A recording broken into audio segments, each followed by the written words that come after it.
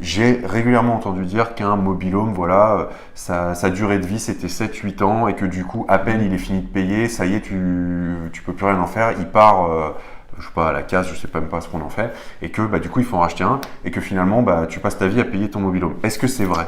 Alors oui, ça c'est bien que tu dis ça parce que c'est vraiment une idée reçue et c'est une idée déformée sous deux angles pour moi parce que cette idée des 7 ans, alors je sais pas pourquoi. Je pense qu'il y a eu des contrats de 7 ans qui ont posé problème à des moments où on vous disait on vous fait un contrat de 7 ans, c'est génial parce que vous n'aurez pas d'augmentation du prix de l'emplacement. Alors les gens fonçaient dessus. Par contre, ce qu'ils disaient pas dans les petites lignes, c'est qu'au bout de 7 ans, il fallait absolument changer de mobil-home parce qu'il n'appartenait plus au design du camping. Alors il y a eu l'histoire des toits plats, des toits de pente. Enfin bref, on peut tout trouver, hein, un volet jaune et on change de mobil-home. Ouais. Voilà.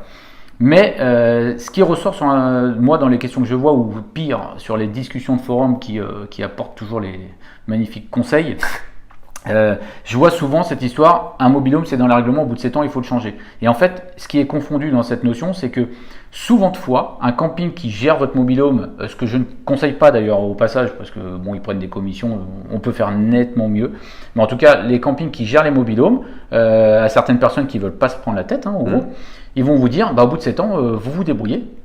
Et en clair, nous, on veut plus gérer ça. D'accord. Et en fait, il y a une grosse nuance. C'est pas, ils ne veulent plus du mobil-home sur le camping.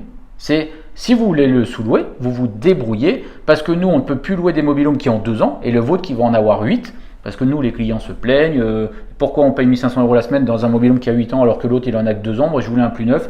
Donc, eux, ils ont pallié, ils ont remédié à ça. Alors, quand je dis eux, c'est pas une règle fixée, mais beaucoup de campings font ça. Ils vont vous dire au bout de 7-8 ans, nous, on ne veut plus gérer la sous-location de votre mobil-home. Donc si vous sous-louez, vous vous débrouillez.